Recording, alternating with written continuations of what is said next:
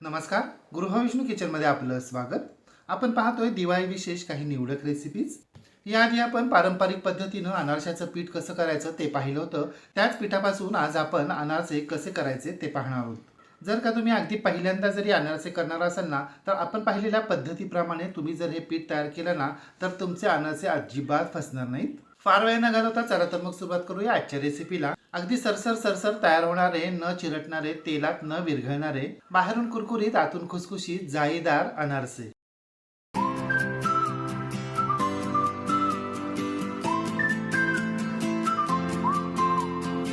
हे पहा, या अगोदरच्या भागामध्ये आपण अनारशाचं पीठ तयार केलं होतं. त्याचे 4 समान गोळे केले होते आणि हे गोळे आपण एका स्टीलच्या डब्यात भरून तो डबा एका उष्ण भागीत 3 दिवस ठेवला होता.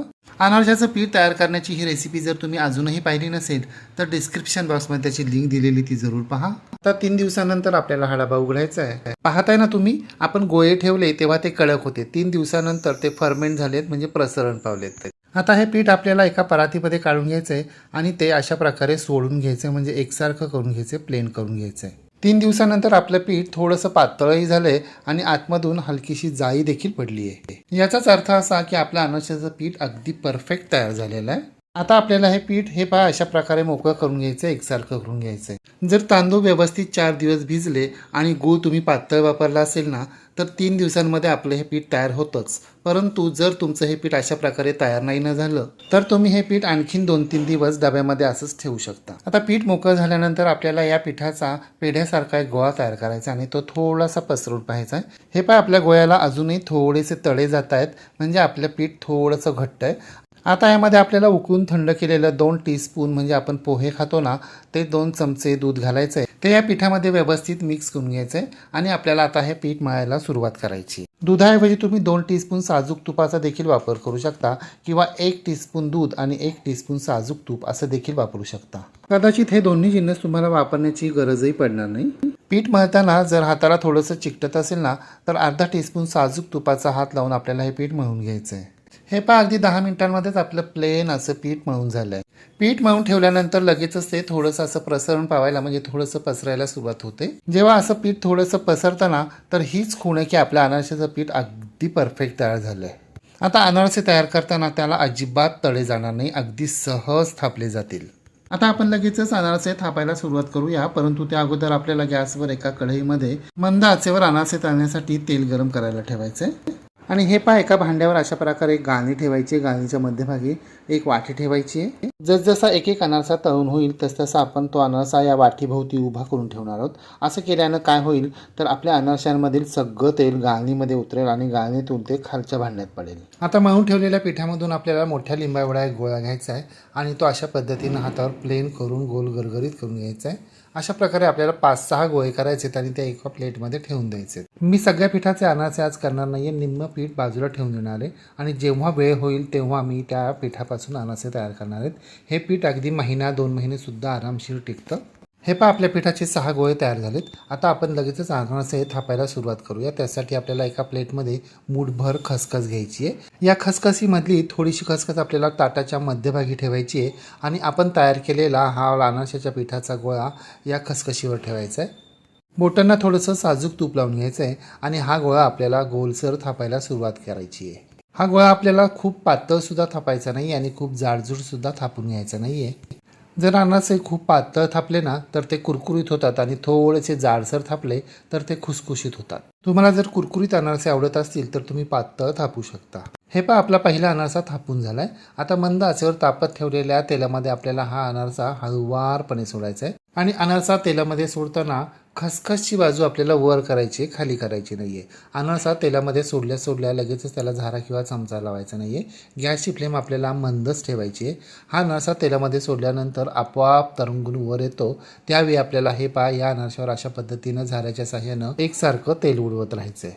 पाहताय ना तुम्ही, आपल्या अनारशाला कशी जाळी पडली येते आणि अनारसे विरघळण्याचा तर प्रश्नच येत नाही. आणि हो, अनारसे आत्ताच आपल्याला खूप डार्क रंगावर तळून घ्यायचे नाही आहेत, कारण अनारसे कढईतून काढून घेतल्यानंतर थोड्या वेळानं ते आणखीन डार्क होत जातात. अनारसा पूर्णपणे तेलावर तरंगू लागले आणि तेलावरचे बुडबुडेसुद्धा अगदी कमी झालेले आहेत. याचा अर्थ आपला अनारसा तळून झाला आहे. आता अनारसा तेलातून काढून घ्यायचा, परंतु काढून घेण्या अगोदर हे पाक कढईला थोडा वेळ असा धरून ठेवायचा, म्हणजे त्यातील सगळं तेल निथून जातं. अनारसा कढईतून काढून घेतल्यानंतर आपण जी गाळणी तयार करून ठेवली ना, त्या गाळणीमध्ये हा अनारसा अशा पद्धतीनं उभा ठेवायचा आहे. इथून पुढील सर्व अनारसे आपल्याला अशा पद्धतीनंच करून घ्यायचे आहेत आणि अशा पद्धतीनंच तळून घ्यायचे आहेत. अनारसे तळण्या अगोदर एक गोष्ट लक्षात ठेवा, आपलं तेल अगदी प्रमाणात गरम असायला हवं, म्हणजे खूप कडकडीत पण गरम करायचं नाही आणि खूप कोमट पण ठेवायचं नाही आहे. जर आपण हे अनारसे खूप कोमट तेलात तळायला गेलो ना, तर ते लगेचच विरघळतील. अनारसे करायला घेताना आपल्याला खूप सारे अनारसे अगोदरच थापून ठेवायचे नाही आहेत. फक्त 5-6 अनारसेच आपल्याला थापून ठेवायचे आहेत. एक अनारसा तळायला खूप वेळ नाही लागत, अगदी 2-3 मिनिटांमध्येच आपला अनारसा तळून होतो. आपण तयार केलेल्या एकूण पिठापैकी निम्म्या पिठाचेच आपण आज अनारसे केले. त्यापासून जवळपास आपले मध्यम आकाराचे 18 अनारसे तयार झालेत. तळलेले अनारसे चाळणीमध्ये काढून घेतल्यानंतर जवळपास 3 ते 4 तास आपल्याला ते असेच तेल निथळण्यासाठी ठेवून द्यायचे. हे पहा, आता हे जे निम्म पीठ उरले ना, त्याचे आपण आपल्याला मनात असेल वेळ असेल तेव्हा अनारसे बनवू शकतो. हे पहा, 4 तासानंतर गाळणीमधून किती तेल निथळलं ते आणखीन इतकंच तेलसुद्धा निथळू शकतं. तुमचे अनारसे जितके जाळीदार होतील ना, तितकं अनारशातून तेल जास्त निथळेल.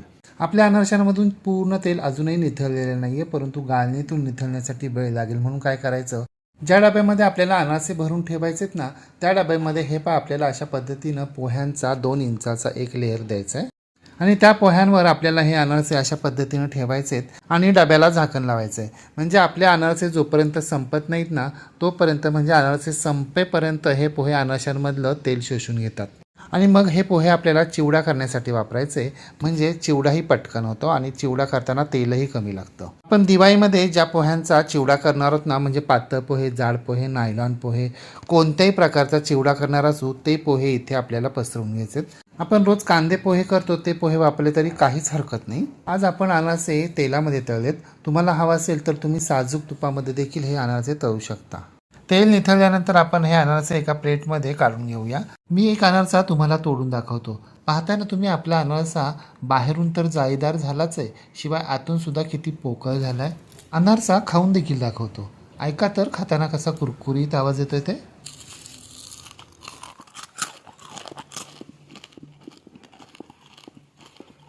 ऐकलात ना आवाज? झालेत ना आपले अनारसे जाळीदार, कुरकुरीत आणि खुसखुशीत. स्वादिष्ट तर ते असणारच आहे. तुम्ही सुद्धा येणाऱ्या या दिवाळीमध्ये अशा प्रकारे अनारशाचं पीठ तयार करा व कुरकुरीत, खुसखुशीत, जाळीदार अनारसे तयार करून पहा व कसे झाले ते कमेंट बॉक्समध्ये मला नक्की सांगा. रेसिपी आवडल्यास लाईक, शेअर, कमेंट करायला विसरू नका. आणि हो, तुम्ही जर अजूनही गृहविष्णू किचन चॅनलला सबस्क्राईब केलं नसेल तर प्लीज नक्की सबस्क्राईब करा. शेजारील बेल आयकॉनवर प्रेस करा, ऑल सिलेक्ट करा, म्हणजे माझ्या नवनवीन रेसिपींचे नोटिफिकेशन तुमच्या मोबाईलवर येतील. पुन्हा भेटूया अशाच एका नवीन रेसिपीसह. तोपर्यंत नमस्कार. रेसिपी शेवटपर्यंत पाहिल्याबद्दल धन्यवाद. मंगलमय, तेजोमय दीपावलीच्या सर्वांना हार्दिक शुभेच्छा.